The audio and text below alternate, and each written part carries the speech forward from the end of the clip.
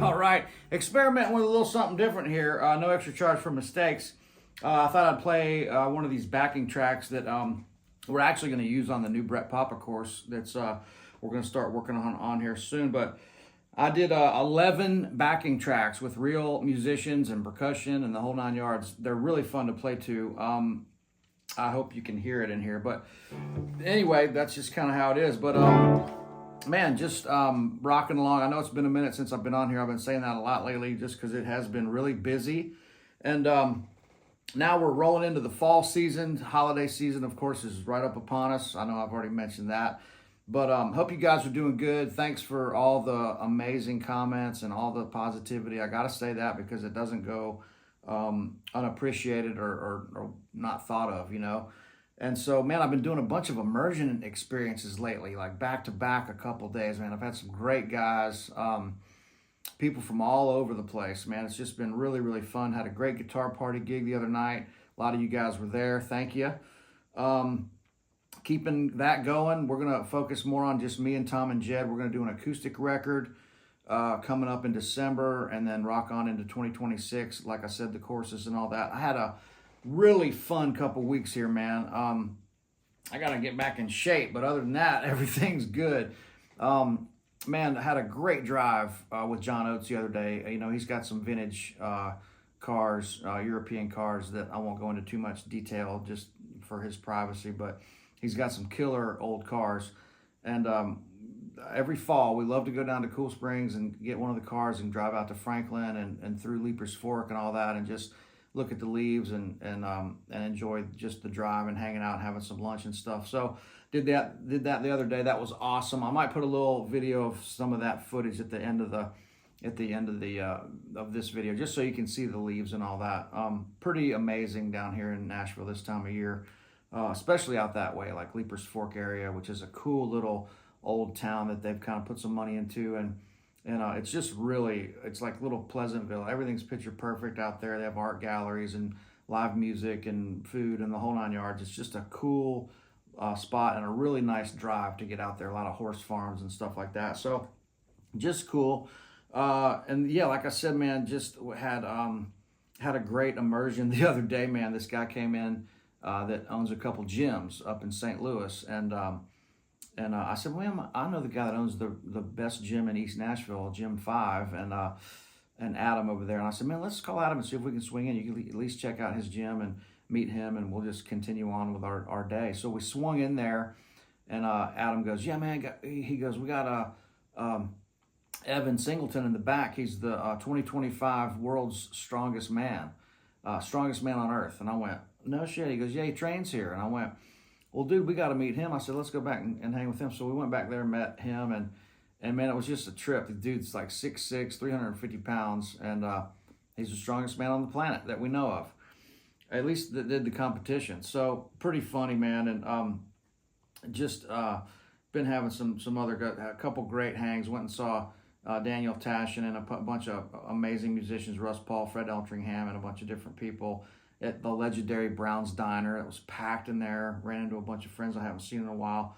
There was some other stuff I was going to tell you guys, but I'll keep it short on the talking on this one. I did want to go over a couple little things here. You know, when you're playing over it, so those chords, I hope you could hear it, but those chords were D,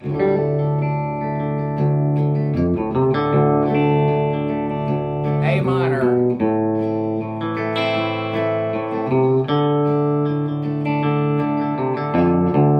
drop D, right? Where the low E strings tune down a whole step. So you get that real cool kind of outlaw country, swampy, Tony Joe White kind of stuff. Really cool and really actually pretty easy.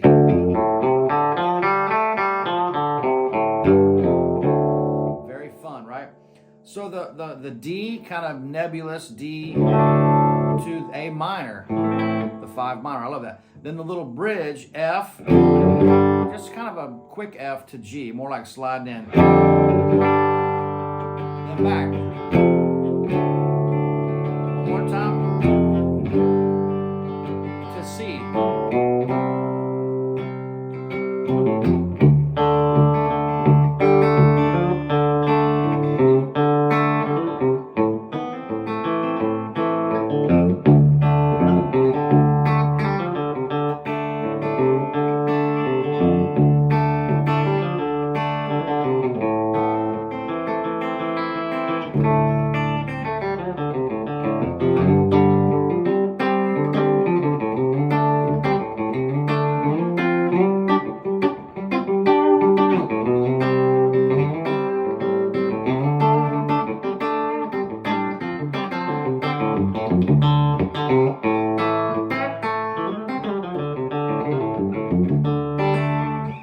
Stuff there, right? So I love that chord progression. So what I'm thinking there is, yeah, sure, you can play some country stuff.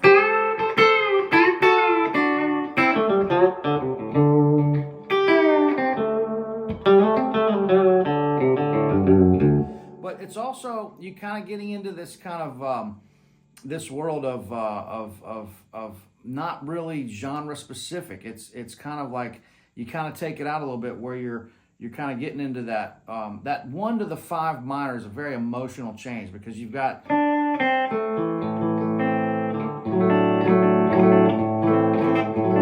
the major third you can use over the root.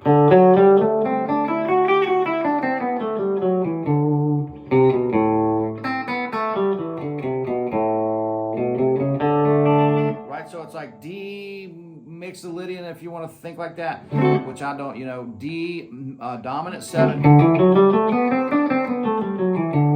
and then A minor.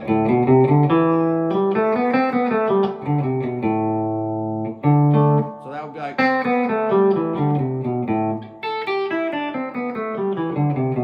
so I love that scale. Where you're putting the 2 into the minor pentatonic.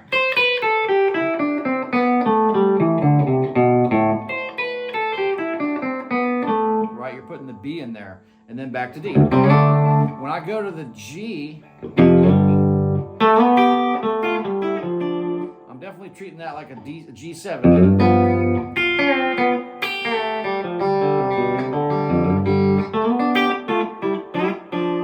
Getting that real, you know.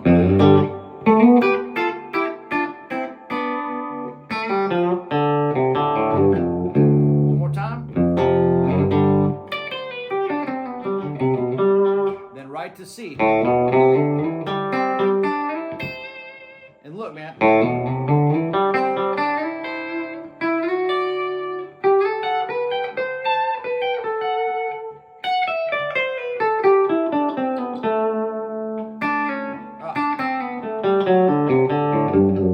That's kind of the sound, right?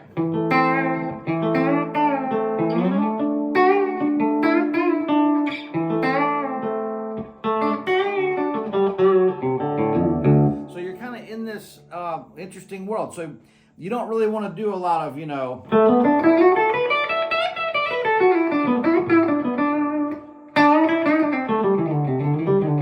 you could do that, but it's more, there's more expressive availability there, for lack of a better term. So that's kind of how I'm looking at it. But when I go, like I said, when I go to the G, I'm playing right out of that chord. Right when I go to the C, I'm thinking right out of C. Then right back up to D, right? So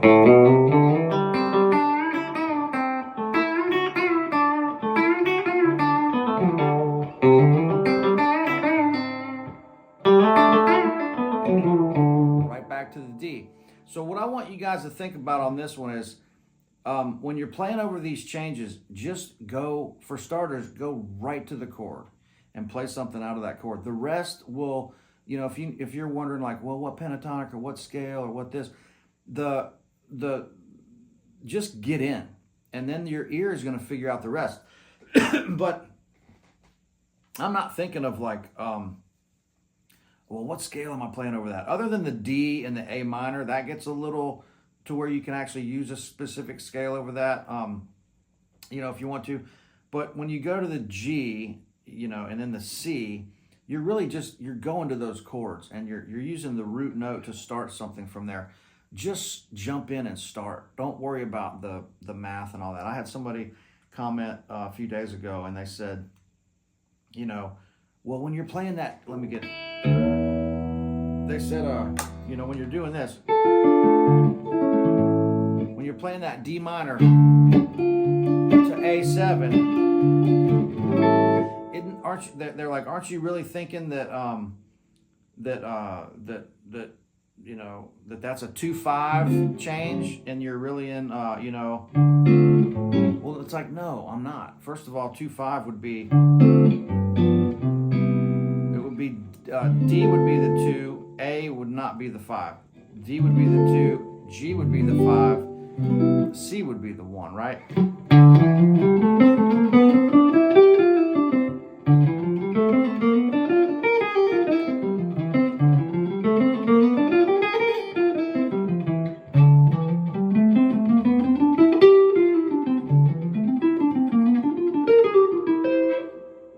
That would be like D minor, G, C. That's a 2/5. But if you're just playing this,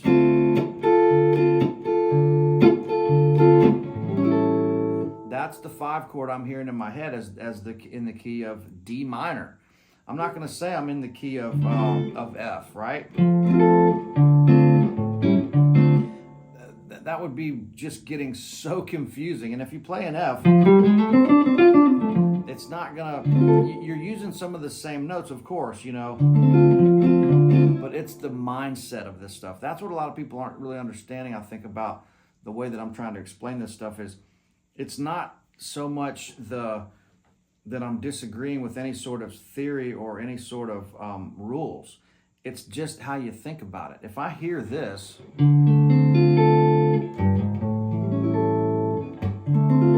then D minor,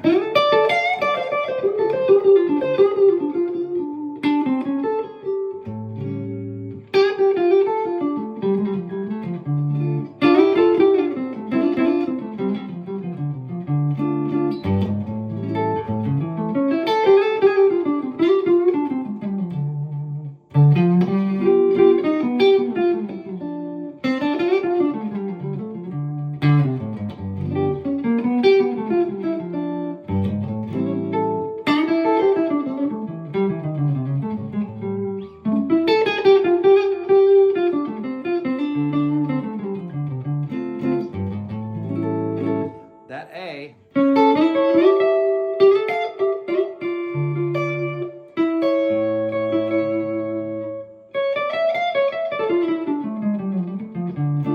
sounds like the 5.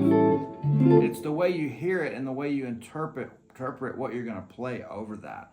It's not that, you know, well, you're really in the key of F. Well, on a piece of paper, maybe in the circle of fifths, you're in the key of F. But when you hear, when the F chord hasn't even made a appearance, or B flat or C or any of these other chords in F, it's the sound that you're hearing. That it might be the relative minor for F, but F hasn't even made an appearance in the song yet.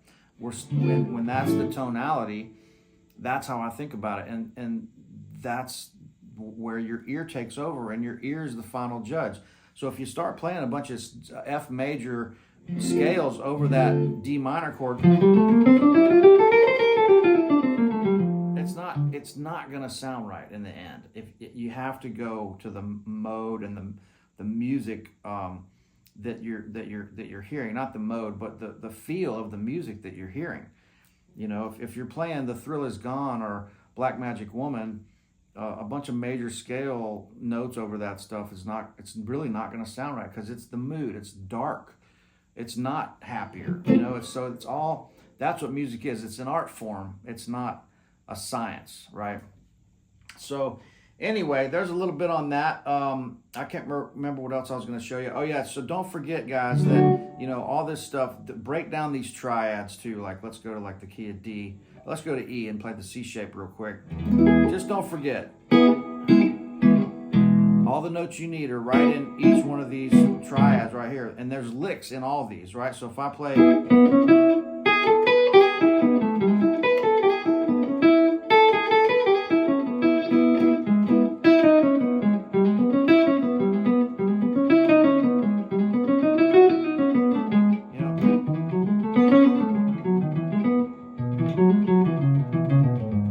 triad, I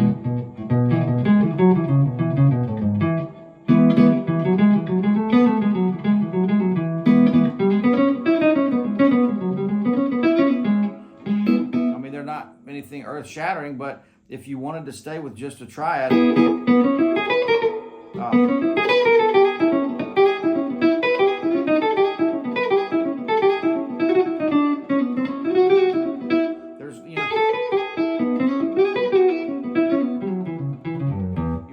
this stuff is just really related. You know?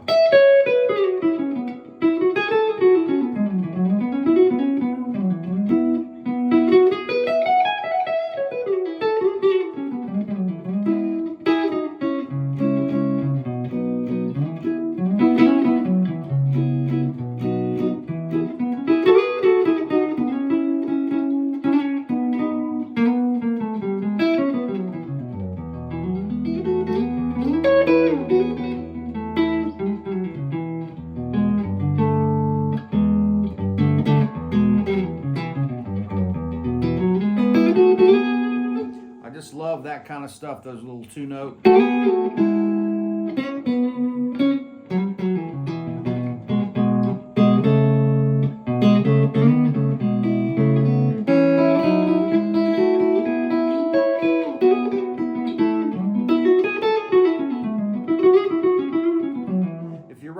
right hand position.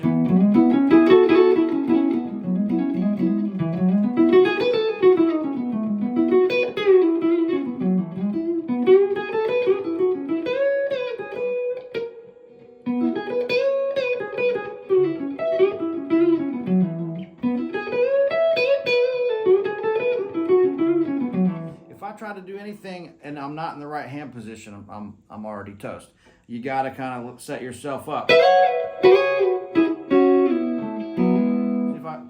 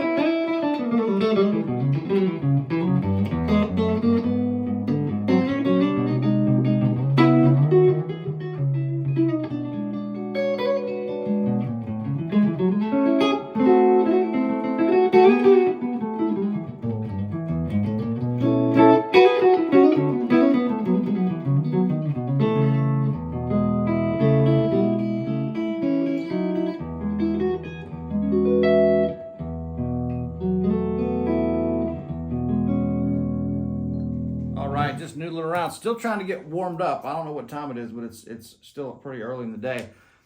Just trying to keep my hands in shape, man. It's brutal. I got to start figuring something out. This first finger is still giving me some trouble. As you can tell, every once in a while I'll hit a little fumble or something. But guys, thank you so much.